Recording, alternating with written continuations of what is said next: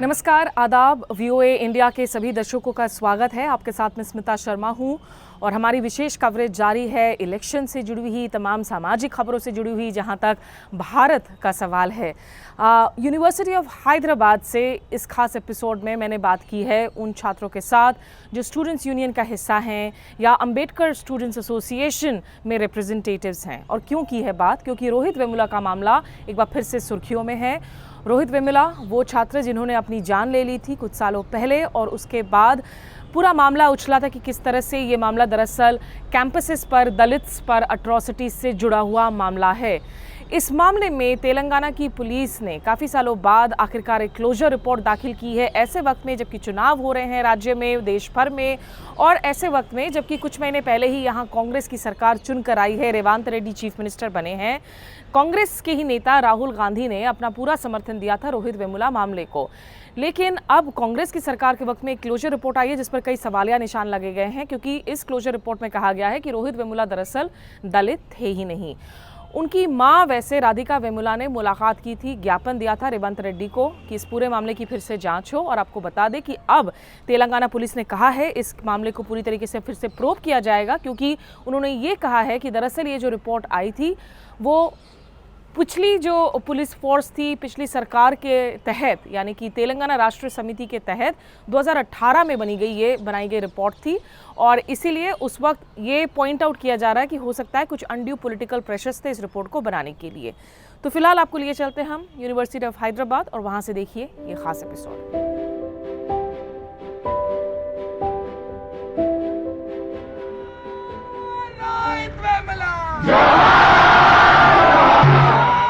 I am Prajwal. I am a PhD scholar of gender studies and I am former convener of Ambedkar Student Association. Prajwal, क्या आप रोहित वेमुला को personally कभी मिले थे? आप जानते थे उनको? नहीं, I have not met Rohit personally. I was in school when Rohit Vemula movement happened, but I think I always followed his Facebook, his writings, his letter, and those letters, that writing has and the movement has brought us here. वो movement, आप उन letters के साथ क्यों आप relate करते थे उस वक्त? कैसे वो रेजोनेट होता था आपकी ज़िंदगी में? जब हम लोग एजुकेशन इंस्टीट्यूशंस में आते हैं तो हम बहुत सारे डिस्क्रिमिनेशन को फेस करते हैं, और पर हम जब उन सब चीज़ों से लड़ते हैं तो हमें हमेशा लगता है कि हम में कोई कमियां रही हैं। पर रोहित का जो लेटर था और रोहित का जो मूवमेंट था, वो मूवमेंट ने ये सब चीज़ों को गलत ठहराया। उन्होंने समझाया कि समाज ने हमको कभी वो मौका नहीं दिया, और जब हम उस लेटर को पढ़ते थे तभी वी एक्चुअली वर इंस्पायर्ड। हम लोग मोटिवेट होते थे कि नहीं, हम में कोई कमी नहीं है, कमी तो समाज में है, समाज में हमको कभी अपॉर्चुनिटीज़ नहीं मिली है। तो बाबा साहब के लाइफ से, उनके राइटिंग से और रोहित के इस सैक्रिफाइस से हम लोग इंस्पिरेशन लेते हुए हमारा जो एजुकेशन के लिए एस्पिरेशन है उसको बढ़ाते हैं। आज की तारीख में कैंपस पर आप लोगों के लिए ज़िंदगी आसान है, मुश्किल है, क्या चैलेंजेस हैं? ऐसा तो बिल्कुल भी नहीं है। अभी भी बहुत सारे इंस्टीट्यूशनल डिस्क्रिमिनेशन होते हैं कैंपसेस में।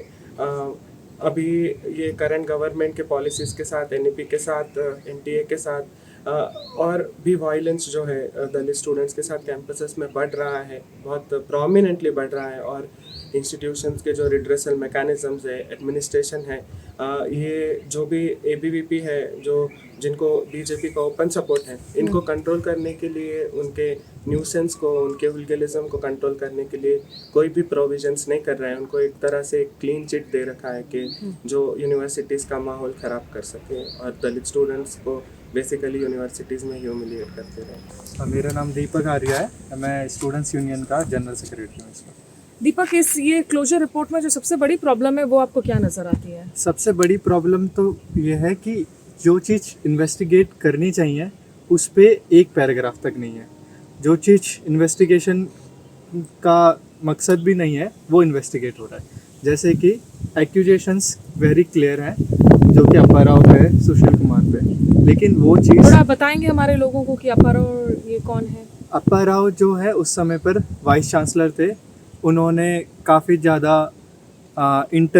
उनके ऊपर भी प्रेशर जो था बीजेपी से, बाहर आरएसएस लीडर से, उसमें आकर उन्होंने काफ़ी सारा इंटरवेंशन कराए और सारी कमिटीज़ के साथ खेल खिलवाड़ करके काफ़ी ज़्यादा नुकसान किया था। जो सोशली बॉयकॉट किया था 5 स्टूडेंट्स को, वो उनके ही प्रेशर के वजह से हुआ था।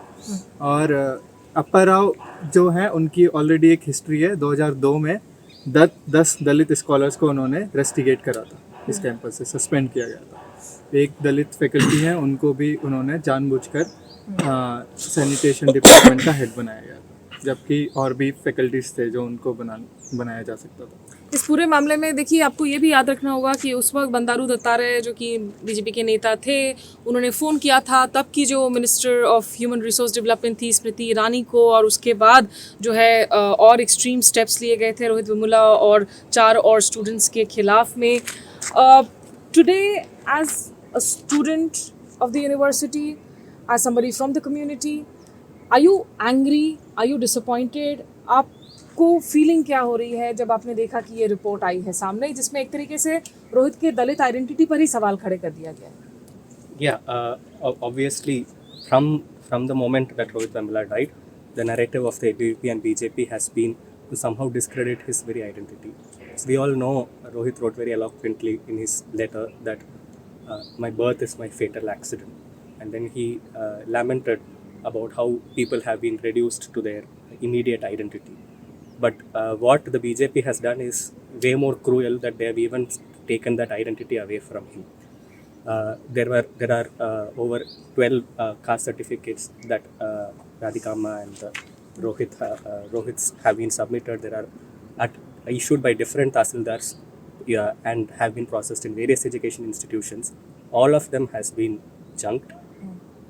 Rather, what this investigator officer has done is he has gone to his village and taken testimony of anyone, literally anyone who is willing to say that Rohit Vemula's mother was not Dalit.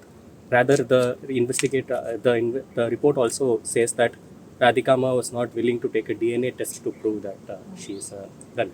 These are all extremely insulting to the life, legacy, and memory of Rohit Vemula, because he has galvanized a movement. If we remember correctly, after the Narendra Modi government came to power, this was the first movement this nation united against this government.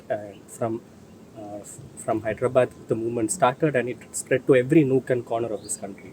It mobilized as a self-respect movement among Dalits throughout this country, and Rohit's experiences, Rohit's letters resonated with Dalits throughout the country, and they stand as a testament to the lived experience of Rohit Vemula. And all of them have been jumped in to just create a narrative. And it also is important here because Rohit Vemula, as you know, is an exceptionally bright student. He was a student who topped the entrance to this university. He cleared PhD entrances in science as well as social science. He cleared one of the most competitive fellowship examinations, the Junior Research Fellowship examination in science as well as social sciences. The erudition of Rohit Vemula was clear in the suicide note he wrote. There is also a caste Hindu mentality here, which is not able to accept that such erudition has come from a Dalit scholar. And Naresh, do you think that, at a time when the elections are on, that when they come to, that if they come back to power with larger numbers, that they'll change the constitution, that they'll take away the rights and reservations of the marginal communities? The timing of this report at this point in time, how are you looking? Yeah, so not just now, from the day they have come to power, from in 2014, and even before that, Sangh Parivar groups are known for their assault on the reservation and other social justice aspects that are there in this country, and them trying to change the constitution or trying to kind of malign the social justice institutions is not something that is new. We have been seeing that continuously in this country, and now they have emboldened, extremely they have emboldened, and they have come out openly, and they have even started saying that we will change the constitution and so on. And why they are doing all these things is simply to stop the self-respect movements that is happening across the country and the larger mobilization of Dalit Bahujans in this country, and they wanted to stop that, and the only way to stop that is to go for an outright attack, an all-round attack on all these social justice aspects, and that is why they are doing this. And we see this report also as a continuation of that larger politics they are doing. Just a last question, because when you travel north of India, and I've been speaking to Dalit voices in the community, there's a lot of anger on the ground. There is a lot of course, issue of mistrust with the government. But they're all saying that we will vote for Mayawati. The point is that when you vote for Mayawati, that vote is essentially helping BJP in the larger cause. In terms of the leadership of the Dalit movement here, in southern India in particular, who's leading? Is it a faceless movement right now? How do you think that this movement can further consolidate to try and strive for justice? Yeah. Trying to get a homogeneous picture of Dalit politics would be a futile attempt, because in each like if you travel across the Indian landscape, each 300 kilometers, 400 kilometers, there will be a altogether different way of social justice movement, and then Ambedkarite narratives and so on.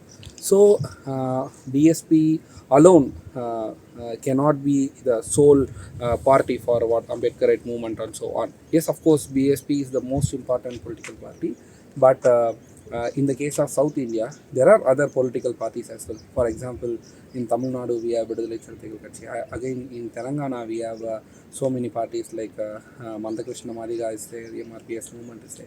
And then we had R.S. Praveen Kumar was part of RSP and recently joined BRS. And then we have Vanjit Bahujan Aghadi and so on. So, and also another aspect is, there are two sides to this Dalit movement, Ambedkarite movement. One is the electoral politics and the other one is the social movement. For example, Ambedkar Students Association, for which you all are working, we do not have a parent political party. Unlike ABVP or NSUI, who have a parent political party, we do not have a parent political party.